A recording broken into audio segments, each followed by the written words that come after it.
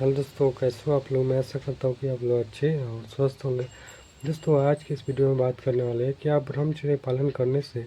यह स्पर्म जो है गाढ़ा हो जाता है, वीर जो है मतलब उसका शुक्राणु की संख्या क्या बढ़ जाती है और क्या आपका जो स्पर्म है वो गाढ़ा हो जाता है, जो कि आप मास्टरबेशन एडिक्शन के कारण और नाइट फॉल होने के कारण भी आपका जो स्पर्म है वो पतला हो जाता है, जिसके कारण आपका पानी जैसा आपका मतलब स्पर्म जो है आपको नाइट फॉल के द्वारा निकलने लगता है, बिना किसी काम वासना, बिना किसी विचार के भी। ऐसे भी अगर रात को बेड पर सोए रहेंगे तो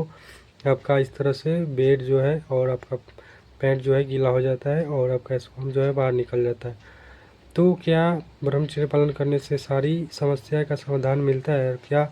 आपका जो स्पर्म है वो गड्ढा हो जाता है, और गड्ढा होने से क्या होगा कि आपका जो नाइट फॉल का मतलब जो प्रॉब्लम है वो भी ख़त्म हो जाएगा, और जितने भी आपका शुक्राणु का नाश हो गया है तो आपका जो वीर की कमी हो गया है, जिसके कारण काफ़ी ज़्यादा बॉडी में प्रॉब्लम और काफ़ी ज़्यादा समस्या होता है। तो दोस्तों, क्या ब्रह्मचर्य इसका बहुत ही बड़ा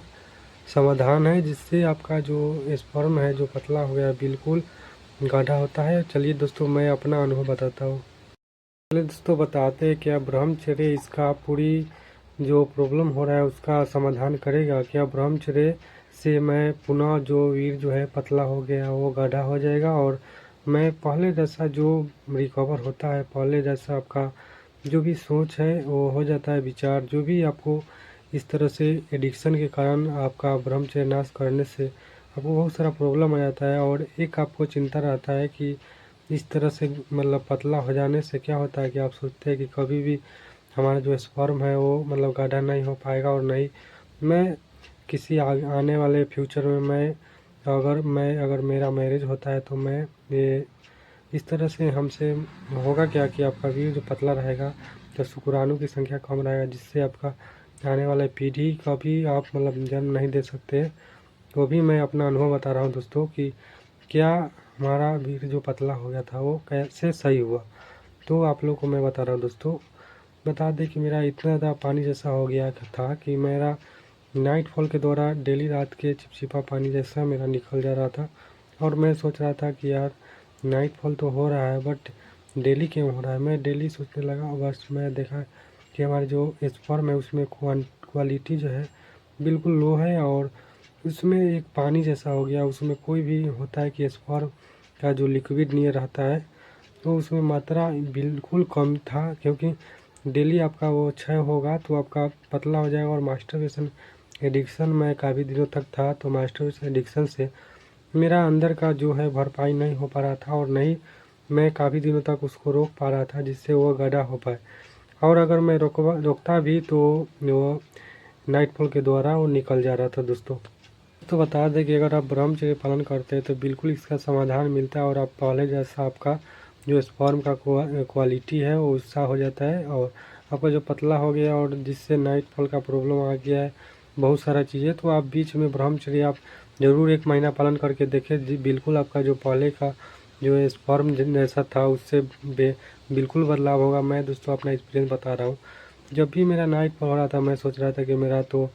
स्पर्म है ऐसे ही निकल ही रहा है, बट हाँ देखिए जब मैं देखता था कि बहुत दिनों तक मेरा नाइटफॉल के द्वारा अगर 2-3 महीना तक कंटिन्यू नाइटफॉल हुआ बट मैं मास्टरबेशन नहीं किया। मैं सोचा कि यार नाइटफॉल के द्वारा ये नाइटफॉल हो रहा है, होने दो, कभी ना कभी नाइटफॉल इस तरह से प्रॉब्लम है वो तो अपने आप ठीक होने लगेगा, और जो मेरा स्पर्म है पानी जैसा हो गया हो ठीक हो जाएगा। बट ऐसा नहीं हुआ, और दोस्तों मैं अपना अनुभव बता रहा हूँ कि जब मैं ब्रह्मचर्य पालन भी किया था बहुत दिनों तक तो ऐसा नहीं सुधार हुआ, तो मैं आयुर्वेदिक ट्रीटमेंट लिया, जिससे मेरा क्या हुआ कि डाइजेशन प्रॉब्लम सही हुआ और स्पर्म जो है इकट्ठा होने लगा, रुकने लगा। जो मेरा नाइटफॉल हो रहा है जो हो रहा था वो ठीक होने लगा, जिससे क्या हुआ कि मेरा स्पर्म है इकट्ठा होने लगा। स्पर्म इकट्ठा होने से क्या होगा कि आपका जो धातु क्षय हो रहा है वो भी नहीं होगा, और आपका जो स्पर्म का जो क्वालिटी है वो पतला हो गया पानी जैसा, तो बिल्कुल बेहतर होने लगा, बिल्कुल बेहतर होने लगा दोस्तों। और नाइटफॉल से मैं एक भी बात दोस्तों आप लोगों को बता दें कि अगर आपको नाइटफॉल हो रहा है तो आप नाइटफॉल होने दें। आप नहीं समझे कि मेरा नाइटफॉल हो रहा है तो चलो यार ऐसे ही मेरा स्पर्म जो है निकल ही जा रहा है तो मैं मास्टरबेशन कर लेता हूँ, असली वीडियो देख लेता हूँ, और मास्टरबेशन करके मैं स्पर्म को निकाल दे। तो ऐसा बिल्कुल नहीं करना चाहिए दोस्तों, क्योंकि मैं काफ़ी बार देखा हूँ कि मेरा मास्टरबेशन से जो स्पर्म जो है निकलता है अंदर के, वो काफ़ी मतलब गाढ़ा रहता है, और जो नाइटफॉल के द्वारा स्पर्म जो निकल जा रहा है वो बिल्कुल पानी जैसा रहता है, तो वो ऊपरी रहता है। अगर आप मास्टरबेशन करते होंगे तो आप देखे होंगे कि आपका जो अंदर का स्पर्म है वो काफ़ी गाढ़ा रहता है, और जिससे आप पूरी तरह से आप एक तरह से स्वस्थ,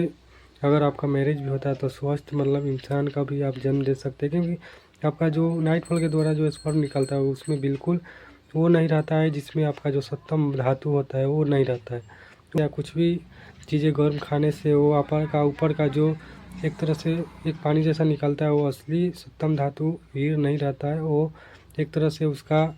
एक मतलब पार्ट अंश ही रहता है, थोड़ा उसमें मिक्स रहता है। पूरी तरह से आपका स्वस्थ जो स्पर्म है आपके अंदर में वो नहीं निकलता है। मैं अपने देखा हो दोस्तों कि जितना भी मैं मास्टरबेशन किया हूँ, और 1 महीना भी अगर मैं मास्टरबेशन नहीं करता है, अगर 2-3 बार नाइटफॉल भी हो गया,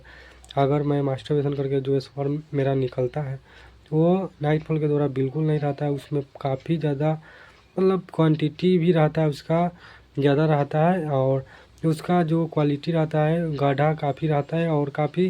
स्वस्थ रहता है। तो ऐसा आप लोग नहीं करना चाहिए कि अगर मेरा नाइटफॉल हो रहा है तो ब्रह्मचर्य मैं नाश लेता हूँ। ब्रह्मचर्य पालन करने से कोई भी बेनिफिट नहीं होता है। बिल्कुल आपको ब्रह्मचर्य पालन करने से मिलेगा बेनिफिट दोस्तों, और आपका स्पर्म का भी बहुत ज़्यादा बदलाव होगा, और आपका